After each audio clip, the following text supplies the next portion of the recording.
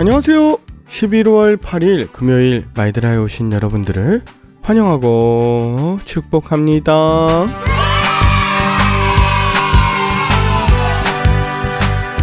이번 주 내내 날씨가 매우 쌀쌀해서 감기 걸리시지 않을까 걱정됩니다. 지난 여름에는 매우 더웠다가 급격하게 날씨가 추워져서 단풍이 늦게까지 제대로 들지 않거나 단풍이 들었어도 금세 떨어지기 때문에 오늘 내일과 같은 주말이 마지막 단풍 구경 가능한 날이 아닐까 싶어요. 각자가 고유한 색깔이 내지만 그것이 어우러졌을 때 참 아름다운 단풍이 되는 것을 자연을 통해서 또 우리 삶을 통해서 나타내게 될 것입니다. 그러면 하나님 보실 때 가장 아름다운 단풍과 같은 우리의 참 되길 바라는 마음 담아 오늘의 마이드라를 힘차게 시작해 보도록 하겠습니다. 자, 출발!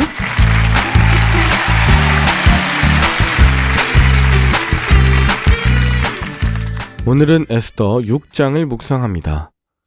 자, 어제 왕후 에스더가 첫 번째 잔치를 벌였었고 그날 밤에 하만은 집에 돌아가서 자신에게 절하지 않는 모르드게에 대한 그 분노 때문에 친구들과 자기 아내를 불러서 결국 50규빗이나 되는 장대를 세워 모르드게를 매달겠다 하는 그런 계략으로 지난 본문을 마쳤는데요. 자, 오늘은요, 그 밤에 왕의 모습이 나옵니다. 자, 이렇게 두 번째 잔치가 시작되기 전 하나님의 놀라운 섭리를 통한 반전이 전개되는데요. 잔치 자리에 갔다가 온 왕은 에스더의 요구가 무엇일지 매우 궁금해져서인지 잠을 쉽게 청하지 못했습니다. 왕은 잠이 달아나자 시중드는 신하들로 하여금 그 왕궁의 역대실록을 가져오게 해서 왕 앞에서 읽힙니다. 마침 왕이 듣고 있는 실록의 기록 중에는 모르드게가 왕의 문지기였던 투네시의 암살 모의를 고발한 내용이 나왔어요. 이에 왕은 자신의 암살을 막아준 그 모르드게에게 어떤 상이나 영예를 내렸는지 물었습니다. 신하들은 아무것도 내리지 않았다고 답했죠. 여러분, 어떻게 왕이 자기 목숨을 구한 자에게 포상 내리는 일을 까맣게 잊을 수 있을까요? 그것도 시간이 오래 지난 지금까지 말이죠. 그런데 솔직하게 돌아보면 우리도 우리의 목숨을 구해주고 도움을 주신 분들에 대한 그 은혜를 잊을 때가 많습니다.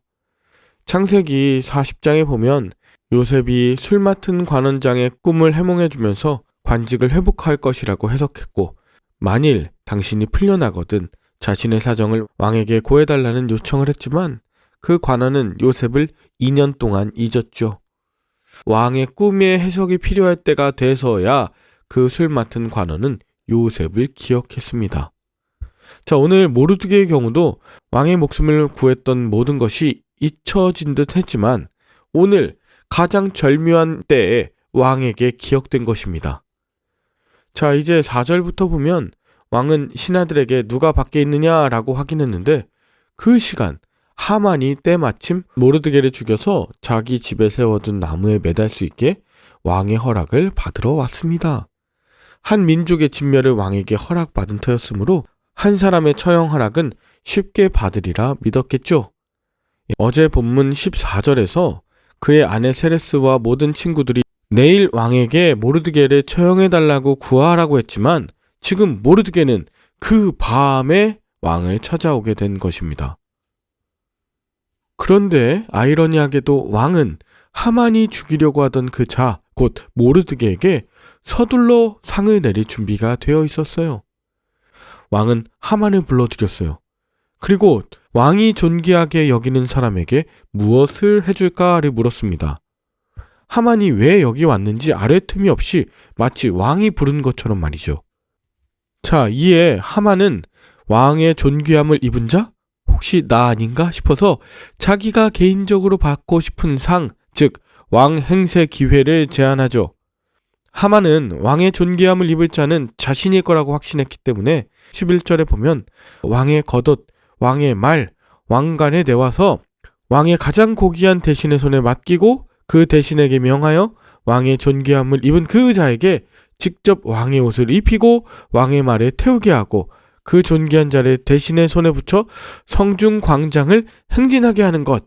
그리고 대신에게 명하여 왕이 존귀하게 하시기를 원하는 사람에게는 이같이 할 것이라 하고 외치게 하죠.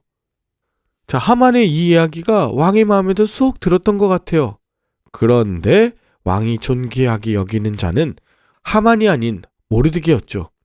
하만의 제안을 들은 왕은 10절에 네 말대로 속히 왕복과 말을 가져다가 대궐문에 앉은 유다 사람 모르드게에게 행하라 라고 말합니다. 자, 이제 왕은 모르드게가 유다 민족이고 또 어떤 직위에 있는 자인지 확실히 알고 있음을 보여줍니다. 그렇다면 왕은 모르드게의 고발을 알린 에스더도 유다인일 것이라고 생각했을 수 있을 것입니다. 또 자신의 생명을 구한 자가 유대인인데 2달 정도 전에는 이 자를 포함한 유다인을 모두 진멸하라고 한 것에 대한 후회와 자책은 없었을까요? 분명한 건 하만은 자기가 말했던 것처럼 왕의 명령을 따라 왕의 존귀함을 입은 자 곧 모르드게의 종노릇을 해야만 했습니다. 하만은 그동안 왕궁 문에 앉은 모르드게를 볼 때마다 분노했고 오늘 밤이면 더 이상 그 모습을 안 볼 것이라고 기대했었죠. 자신이 되고 싶었던 왕의 역할은 모르드게의 것이 되었고 자신은 그의 하인의 역할을 담당할 왕의 가장 고귀한 대신들의 대표가 되었습니다. 이제 하만은 모르드게를 찾아갑니다. 또 하만 앞에 앉아 몸도 꿈축하지 않았던 모르드게는 드디어 하만 앞에서 일어납니다. 하만은 굵은 베옷과 재를 뒤집어 썼을 그 모르드게를 왕의 옷으로 갈아입히고 왕의 말에 태웠습니다. 그리고 사람이 많이 모이는 성중 광장에서 왕의 말에 탄 모르드게의 행진을 수행하고 그가 왕의 존귀함을 얻은 자임을 선포했습니다. 그 가운데 있던 유대인들은 여전히 죽을 위기에서 두려움과 긴장 속에 있었겠지만 동시에 앞으로 일어날 하나님의 구원과 원수에 대한 심판의 기대감 또한 가졌을 것입니다. 자, 이제 마지막 12절과 13절에 보면 하만에게 서서히 몰락의 그림자가 드리워져요. 거리 행진을 마친 후에 모르드게는 왕궁문으로 복귀해서 맡은 직무를 수행했습니다. 하만은 번뇌하고 머리를 덮고 서둘러 집으로 향했습니다. 이 하만은 자신에게 일어난 모든 일을 다시 아내와 친구들에게 털어놓습니다.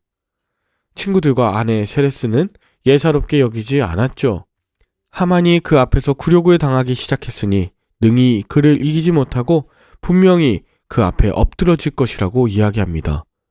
아니 어젯밤까지는 하만을 위해서 엄청 칭찬하는 듯 하다가 이렇게 태세가 전환됩니다. 그리고 마지막 14절 아직 그 말이 그치지 아니하였을 때 왕의 내시들이 이르러 하만을 데리고 에스더가 베푼 잔치에 빨리 나아가게 되었다면서 오늘의 본문이 마칩니다.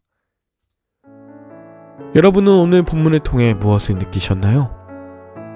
왕이 잠이 오지 않은 것, 역대 일기를 읽은 것, 또 하필 모르드게가 자신을 구한 부분을 읽게 된 것, 그때 마침 하만이 궁정 뜰에 온 것 모두 우연이죠.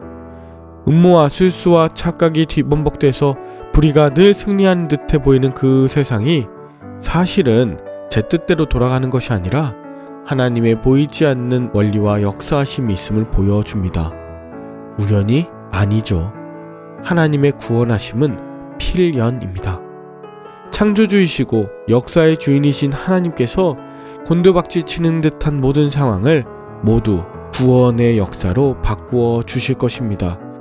하나님께서 저와 여러분들을 민족을 살리는 자로 이끌어가 주실 줄 믿습니다. 함께 기도할까요? 하나님 아버지, 어제까지만 해도 끝도 없는 하만의 욕망에 모르드게가 죽을 위기에 처했었지만 왕의 자리까지 탐내고자 하는 그의 마음이 모르드게에게 적용되는 것을 보면서 하나님의 놀라우신 섭리를 깨닫습니다. 역전의 역사를 주관하시는 하나님, 악인이 득세하는 듯하고 의인은 잊혀진 듯한 상황에 놓인 말들아 식구들 있습니까? 하나님께서 기억하여 주시고 하나님의 때에 하나님의 구원의 도구로 쓰임받을 수 있는 그런 우리 되게 하여 주시옵소서. 우연이라고 여겨졌던 모든 것들 가운데 하나님의 필연적인 역사가 있는 줄 고백하고 증거하는 우리들의 삶이 되게 하여 주시옵시며 모르드게처럼 엎드러져 있는 자, 주님께서 원수의 목전에서 상을 베풀어 주시고 주님의 영광의 자리에 한 걸음 한 걸음 나아가도록 은혜를 더하여 주시옵소서.